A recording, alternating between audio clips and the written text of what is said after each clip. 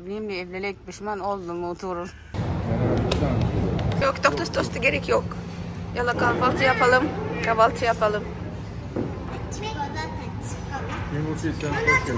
Gel. Nereye kahvaltı yapalım? Köfteci Yusuf kahvaltı yapalım mı?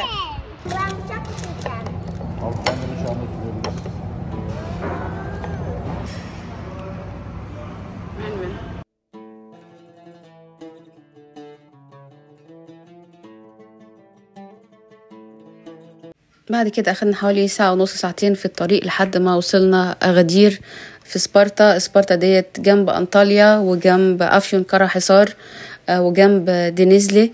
أنا ما قدرتش إن أنا أصور جدا يعني قوي في سبارتا لأن البنات ما شاء الله عليهم متحررين جدا جدا جدا، فكل ما أمسك الكاميرا ألاقي يعني إيه يعني اللبس يعني بزيادة، فعشان كده ما قدرتش اصور الا اغلب المناظر اللي هي الطبيعيه.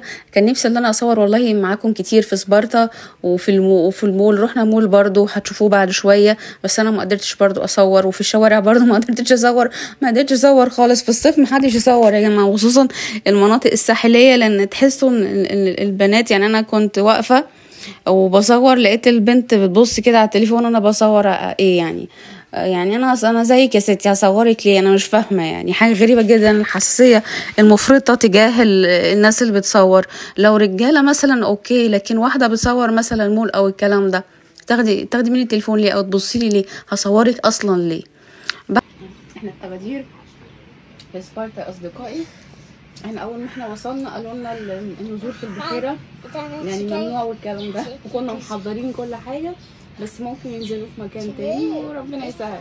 الجو الحر ده عايز طاقة إيجابية، فقلت أحسسكم بالجو ده. bazı Türk YouTuber TikTok ve YouTube'da bazı kötü kelimeler ve röportaj Mısır hakkında yaptı. Mısır hakkında ne düşünüyorsun Tuğrul?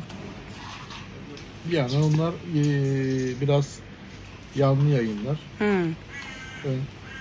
Şeyliği yok yani. Onların doğru yanları yok. Ben de zaten o tür yayınların altına yanlış olduklarını, öyle olmadığını, doğrusunu yazıyorum. Ön yargılı yaklaşıyorlar. Bunlara ben de gereken cevabı vermeye çalışıyorum yani. En sevdiğin yer Mısır'da hangisi? Sen Mısır'a birkaç kere gittin. En sevdiğim yer neresi? En sevdiğim yer yani birkaç kere çok gittim. Yani her yeri seviyorum. Evet.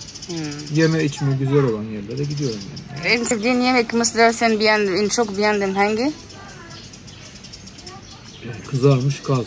Ha? Kızarmış kaz. Kızarmış kaz. Kızarmış kaz yedin mi Mısır'da? Yedim tabii. Gerçekten mi? Benim kayınvalidem kaz aldı. Biz de fırında yaptırdık. Onu yedim ben, o çok güzeldi.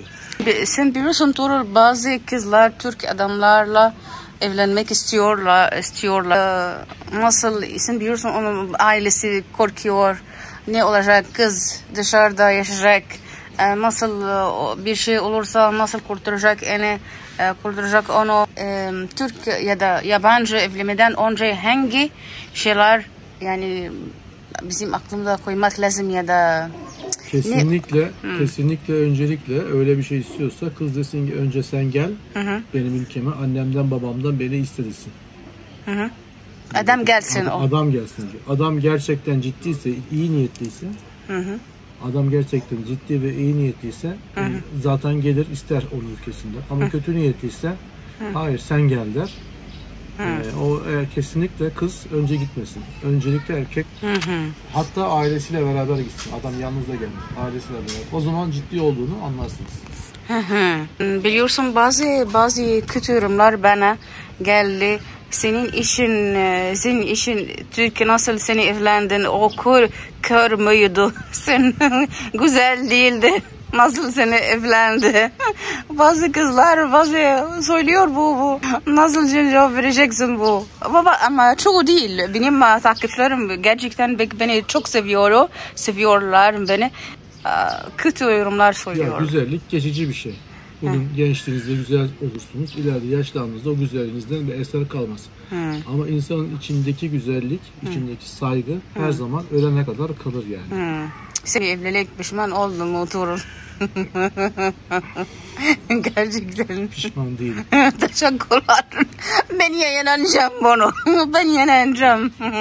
بعد كده سألته على موضوع الذهب وإن يعني إن في بعض الرجالة لما بتيجي لمصر عشان يتقدموا على بنات يقولوا لهم إحنا هنجيب لكم الذهب أول ما توصلوا تركيا، أو اللي هم يجيبوا حاجة بسيطة، أو يقولوا لهم مثلا لو إحنا حالتنا الاجتماعية أو حالتنا المادية لا تسمح إن إحنا ندي ذهب. فأنا سألته عن الموضوع ده فده كان رده. Öyle tabii yani şimdi eğer ki maddi durumu yerindeyse zaten biraz bir şey getirir yani. Kızatı getirip takar yani.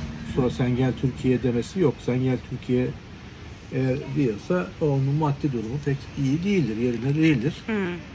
Türkiye'ye geldikten sonra iş işten geçmiş olur. Diyorum ya, öncelikle annesi ailelerin kızın ülkesinde tanışması lazım. Zaten onlar geldiğinde yanlarında bir şeyler getirirler herhalde, hediye şey olarak. Birkaç defa görüşülmesi lazım. Sen gel Türkiye, ben senin altında kalırım. O tür şeylere inanmayın, itibar etmeyin. Evet. Tabii bu taraftan adamın da şeyine bakmak lazım. Çünkü Türkiye'de çok böyle dolandırılırlar ya. Mesela bazı başka ülkelerden, Mısır için konuşmuyorum. Başka ülkelerden gelip de evleniyor kadın. 2 gün sonra altınları alıp kaçıyor mesela kendi ülkesine. Ondan sonra bir daha bulamıyorsun. Şimdi o yüzden bu insanlar onu da şeyine kalıyorlar yani. O yüzden burada Türkler korkuyor. Türkler de o yüzden de korkuyor. Yani iki tarafın karşılıklı birbirine iyi niyetli güvenmesi lazım. O yüzden öncelikle ailelerin tanışıp birbirlerine kaynaşması lazım. Güvenmesi lazım. Bu iş önemli yani. Seyahat hangi daha ucuz? Türkiye'de ya da Mısır seyahat için? Mesela ben son yıllarda hep Mısır'a gidiyorum tatillere. Mısır çok ucuza geliyor bana. 3 gün 4 gün yapacağım. Mısır'da 8 gün yapıyorum. Ve çok daha büyük otellerde, çok daha güzel. Türkler Mısır'a gidiyor mu? Gidiyor çok. Gidiyor. İyi. Yunanistan da gidiyor. Yunanistan da çok iyi. Yunanistan yakın olduğu için karayolu ve çok giden var. Karayolu var. Arabayla çok giden var.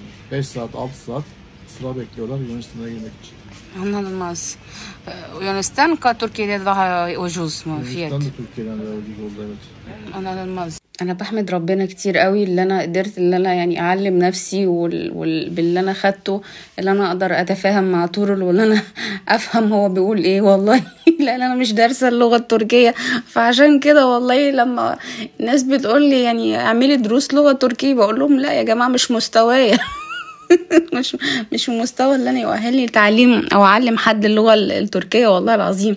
بعد كده رحنا على اياش بارك، وده يعني اهم يعني أليش فرش مركزي او اهم مركز تسوق في اسبارتا. طبعا زي ما قلت لكم ما قدرتش اصور لان كان الجو حر قوي والناس براحتها. وقبل ما نمشي من اسبارتا رحنا على علي قسطة او على القسطة علي، وده اشهر ايس كريم في اسبارتا. احنا لما بروح اي مكان بتشوف الاماكن اللي هي المشهوره فيه، فبناء عليه رحنا كلنا الايس كريم ده في الشارع.